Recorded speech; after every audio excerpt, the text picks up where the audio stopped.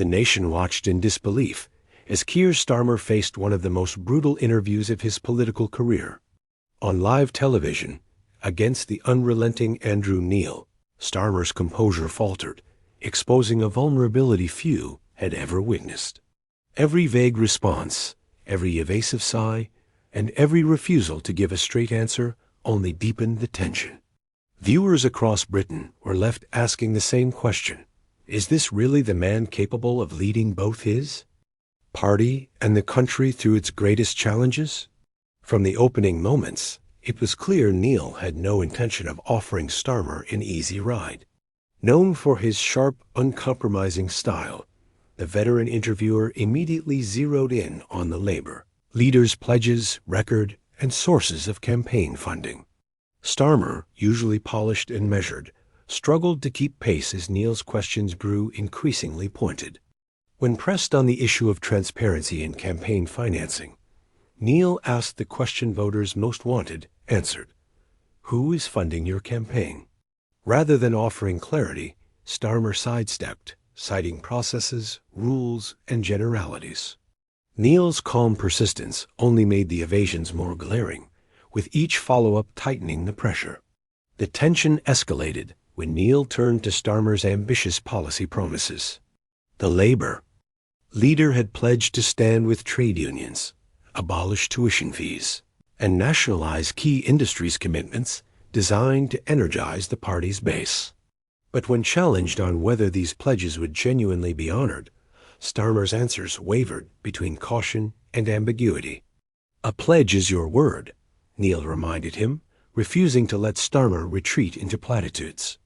The Labour leader attempted to soften the exchanges, but every non-answer only heightened doubts about his credibility and resolve. Neil then raised the issue of Labour's internal divisions, particularly the mistrust brewing within the party's left. Could Starmer truly unite a party fractured by ideological battles? Again, his assurances were couched in broad statements about unity and future plans, but lacked the substance viewers were seeking. Under Neil's relentless questioning, the gap between Starmer's carefully cultivated public image and the uncertainty surrounding his leadership became starkly visible. By the midway point, the interrogation had shifted to pressing national issues, the housing crisis, economic inequality, and local concerns where Labour's record was under scrutiny. Once more, Starmer's answers felt rehearsed, full of generalities about future intentions, but devoid concrete accountability. Each hesitation was magnified under Neil's forensic style, exposing cracks in the Labour leader's carefully constructed confidence. For many watching, it was less an interview than a political unmasking, a masterclass in pressure that left Starmer on the defensive from start to finish.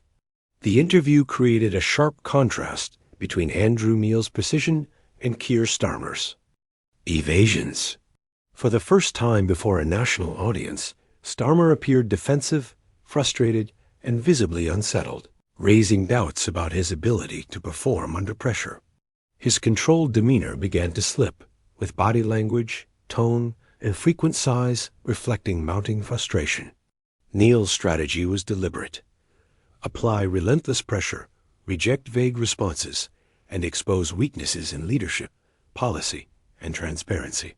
For viewers, it was a striking display of real-time accountability as each unanswered question chipped away at Starmer's credibility and composure.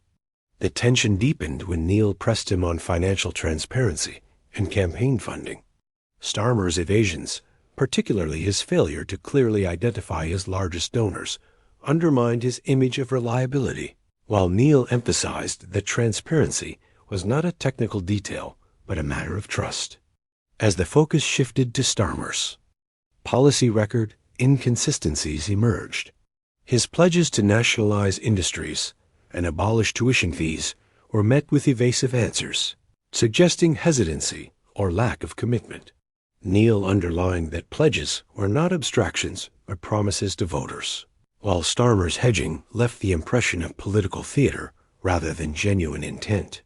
Attention then turned to Labour's internal divisions, with Neil challenging Starmer on his ability to unite a fractured party. Starmer's assurances lacked concrete plans, and Neil's factual examples of unresolved disputes highlighted this gap.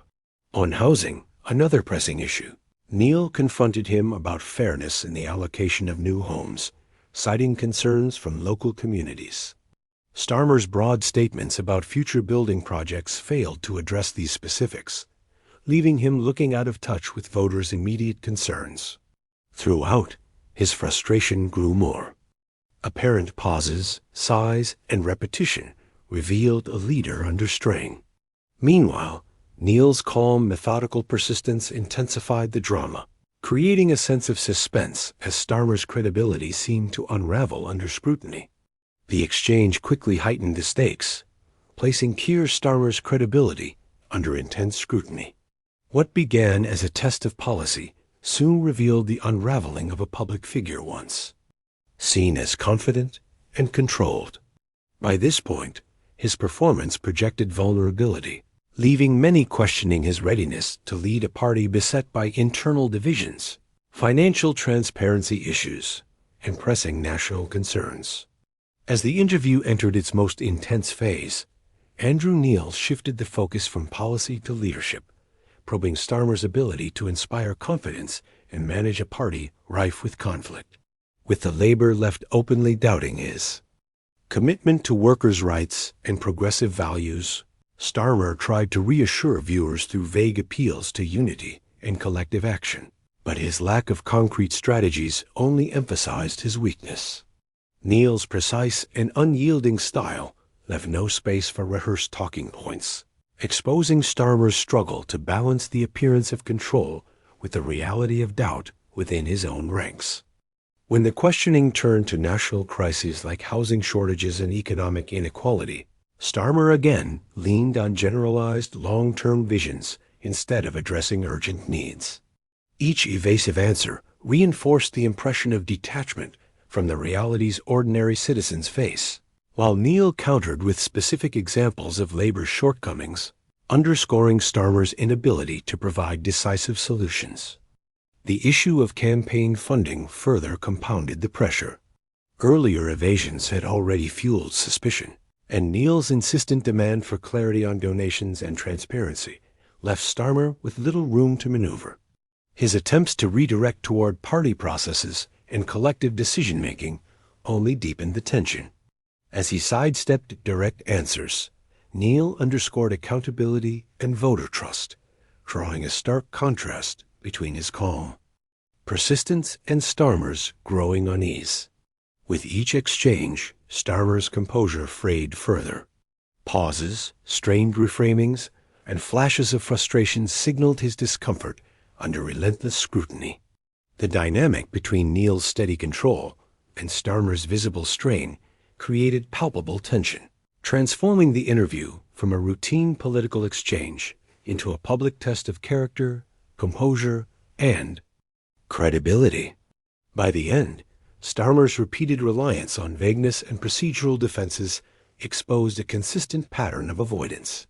Neil's probing not only revealed policy weaknesses, but also raised deeper doubts about Starmer's leadership readiness, trustworthiness, and accountability. For viewers, the impression was stark. Under detailed, pointed scrutiny, Starmer struggled to assert authority or deliver the clarity demanded of a leader. The interview unfolded into a dramatic narrative that dominated public discussion in the days that followed, marking a decisive turning point. Keir Starmer's evasions, vague assurances, and mounting frustration stood in stark contrast to Andrew Neil's calm precision and insistence on clarity. What emerged was not just a clash of policies or strategies, but a revealing portrait of a leader under pressure. The stakes credibility, trust, and leadership were unmistakable, and Starmer's struggle left many questioning his ability to meet the demands of both his party and the nation. As the exchange intensified, cracks in his composure became visible. His rehearsed lines faltered against Neil's relentless scrutiny. When pressed on accountability, particularly around campaign finances, Starmer leaned on general references to collective party efforts and trade union support, But Niall's insistence on specifics exposed a lack of transparency and eroded confidence further. Similarly, on policy promises such as nationalization, tuition fees, and workers' rights, Starmer's cautious. Abstract responses failed to match Neil's demand for clarity, reinforcing doubts about his ability to translate rhetoric into action. The interrogation of Labour's internal divisions only deepened the impression of a leader unprepared to unite a fractured party. Each deflection and vague assurance magnified the gap between expectation and performance. By the final moments, Starmer's sighs, pauses, and visible strain contrasted sharply with Neil's composed persistence, leaving viewers with the image of a politician, cornered and struggling to assert authority. The interview's impact was unmistakable.